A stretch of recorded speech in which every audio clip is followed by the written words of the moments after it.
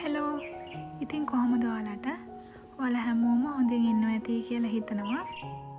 මුලින්ම මම ඔයගලන්ට සුබ පතනවා මේ ලැබුවා වූ අලුත් අවුරුද්ද ඔයාලා හැමෝගෙම හිතේ තියෙන යහපත් බලාපොරොත්තු ඉටු කරගන්න පුළුවන් වෙන වාසනාවන්ත අලුත් අවුරුද්දක් වේවා කියලා.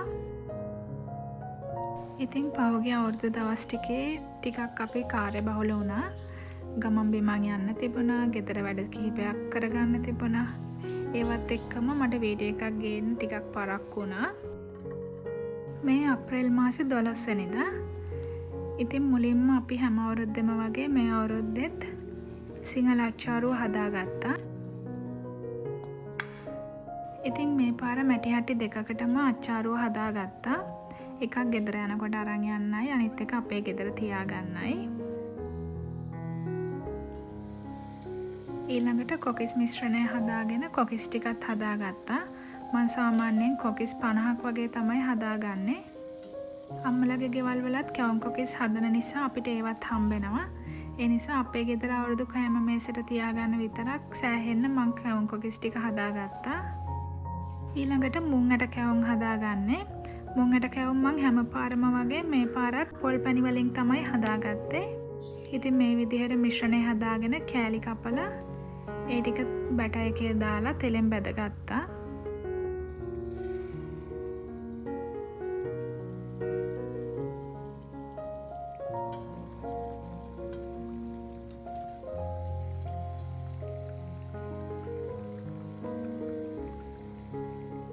ඊළඟට මම මේ හදාගන්න යන්නේ රොලන් අලුවා. හැම අවුරුද්දෙම වගේ මම රොලන් වලින් මොන හරි අවුරුද්දට හදනවා. මේක හදන්නේ අයියට ඔෆිස් අරන් යන්නත් එක්කමයි. ඉතින් මේ විදිහට කැවිලි වර්ග 3ක් මම ගෙදර හදාගත්ත මේ අවුරුද්දටත්. ඉතින් මේ විදිහට අලුත් අවුරුදු දවසත් උදා වුණා. මේ එයා ලෑස්ති කරන්නේ අපි ලිපගින මුලවන තැන. මෙතන තමයි මේ අවුරුද්දේ අපි කිරි උතුරන්නේ. අපි ඊයේ ගිහිල්ලා බෙහෙත් බඩු කඩේකින් මේ වගේ කුරුඳු දරයි, සඳුන් දර, දේවදාර දර ටිකක් අරන් ආවා. ඒවත් දාලා ලිපගිනි මෙලෙව්වා. මේ වගේ දර වලින් ලිපගිනි මෙලෙව්වම ඒ පිට වෙන දුම් හරිම සුවඳයි. ඒ වගේම මුළු ගේ වටේම පැතිරෙනවා.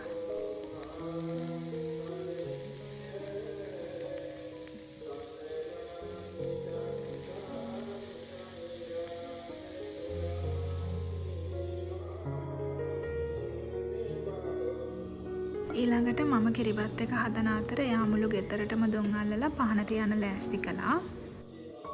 සුවඳල් හාලෙන් කිරිබත් හදන්න හාල් ලිපේ තියලා ඊළඟට මම කැවිලි මේසි සූදානම් කරන්න පටන් ගත්තා. ඉතින් හැම අවුරුද්දෙම වගේ මේ අවුරුද්දෙත් අවුරුදු මේසෙට කැවිලි වට්ටියක් සූදානම් වුණා. ඉතින් මේ කැවිලි වට්ටිය අපි ගෙදර හදාගත්ත කැවිලි වගේම අවුරුද්දට කැවිලි හදලා විකුණන ගෙදරකින් ගත්ත කැවිලි ටිකකුත් තියෙනවා.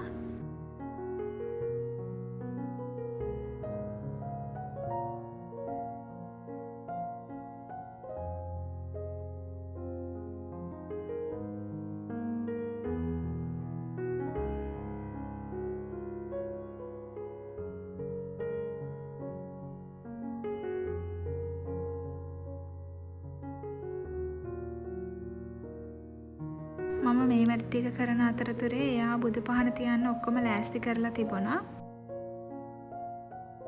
ඊළඟට කිරිබත් එකත් හදාගෙන කැවිලි මේසෙට ගෙනල්ලා මුල්ම කිරිබත් කොටස බුදු පියාණන් වහන්සේට පූජා කරලා ඊළඟට අපිත් කෑම මේසෙට වාඩි වුණා. ඉතින් වැඩ අල්ලලා ගනුදෙනු කරලා ආහාර අනුභවය කරලා අවුරුදු චාරිත්‍ර මේ විදිහට තමයි අද අපේ ගෙදර ඉවර වුණේ. වෙනද වගේම හරිම සතුටින් සැනසීමෙන් අපි මේ චාරිත්‍ර ටික කරගත්තා. ඔයාලගේ ගෙවල් වලත් අලුත් අවුරුදු චාරිත්‍ර සුබ නැකතින් හොඳින් ඉටු කරගන්න පුළුවන් වෙන්නේ නැති කියලා හිතනවා.